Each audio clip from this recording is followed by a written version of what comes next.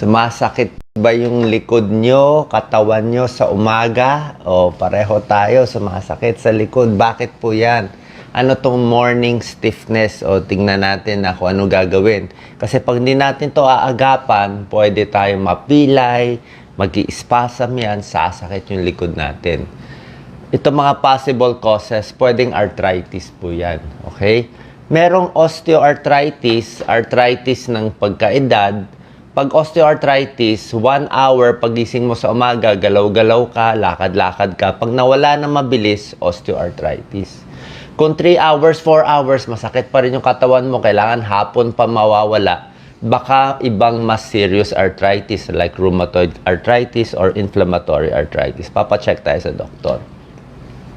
Yung mga joints natin, meron siyang parang tubig sa loob synovial fluid. Ang problema, pag tumatanda o buong gabi hindi natin ginagalaw, itong fluid sa joints parang nagiging gelatin, tumitigas. Kaya matigas yung kamay natin, di ba? Tigas ng mga joints, lalo na kung may mga konting injury, tigas ng leeg, tigas ng likod, di ba? Tigas ng tuhod, tigas ng paa. So, kailangan ginagalaw-galaw unti-unti. So, pwedeng ito lang yan. Meron ding problem na another cause, low cortisol. Pero normally naman, bababa cortisol sa gabi, tataas sa umaga. So, pag low cortisol, minsan daw tumataas yung inflammation. Ano gagawin natin para dito sa morning arthritis, dito sa morning stiffness pala, hindi pa sigurado kung arthritis. Pag nakahiga, dapat yung joints mo medyo stable, support mo sa pillow sa gabi. Pwedeng medyo warm, di ba? Kung masyadong malamig, yung aircon, maninigas, magka-cramps. Bago matulog sa gabi, doon ka pwede mag-stretch.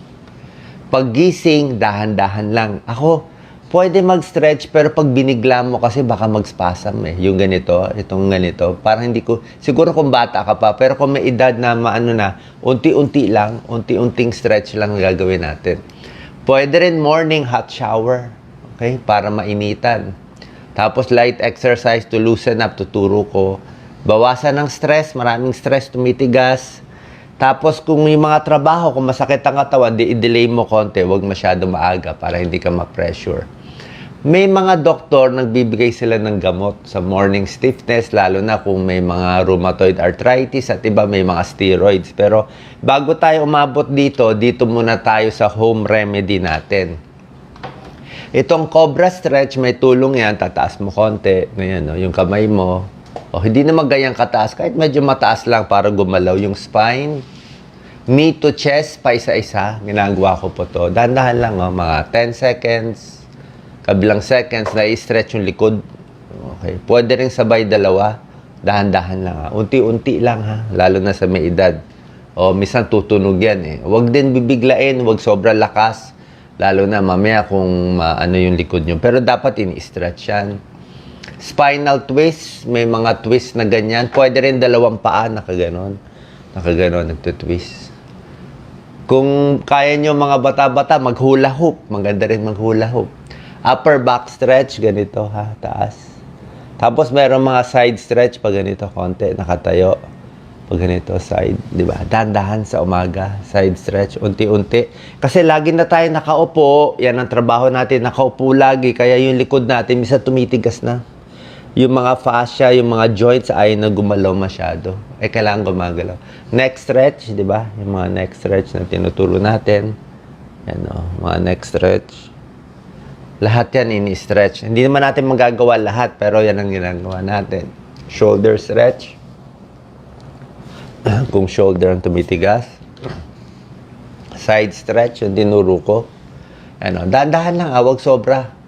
Kasi mamaya, biglang sumakit yung likod nyo. Yung kaya lang, unti-unti. Ito, squat stretch. Ito dapat nakahawak siya. Mahirap yung ganito, wala siyang hawak. Nakahawak sa silya, nakahawak sa dingding. Nakatukod ganito. Quad stretch, yan. Tapos yung kabila. Ito, quadriceps sa harap. Ito, calf stretch sa binti. Ito yung ini-stretch, Ina-atras, tapos sinutulak. Maganda po yan, ini-stretch to. Bago maglakad, ha? Mga 10 seconds, 2 times a day. Tapos yung iba naman, ito masyado na mataas to, baka hindi nyo na kaya, 110 na yan. Pero normally, mga 90 lang o 80, 90, pwede na yan. O, dahan-dahan na pag-stretch, dapat may konting sakit, pero hindi dapat sobra sakit. Pwede to cat and camel, ayan o, cat and camel, para gumalaw ang spine. Cat and camel, pampaluwag na likod. Pwede to parang Arab stretch, child pose. Ito. Minsan tumutulong pa yung likod niya. No? Pwede. No? Tapos yung sinasabi kong kaliwa kanan para sa spine. Okay. Tapos pwede rin yung stretch na ganito. Ito lagi kong ginagawa. Ito yung masarap to sa akin eh. Oh, hindi lang tayo makatayo, may mic. Tapos yung pag ganito ginagawa ko. Yung tinuturo ko sa back. Basta gumalaw-galaw lang yung likod. Sa morning, galaw-galaw para mawala yung mga matitigas. So, low impact lang sa umaga, lakad-lakad, galaw-galaw, di ba? Pag kung may edad na, lakad-lakad lang. Fish oil, pwede rin. Anti-inflammatory diet, healthy diet. Tapos yung mga pain relievers, hindi ko masyado sinasuggest. Mas gusto ko yung hot pack na lang, natural na lang, tsaka masahe. Hopefully, nakatulong tong video natin. Babawasan ang inyong morning stiffness pag tumatanda o nagkakaedad. Salamat po.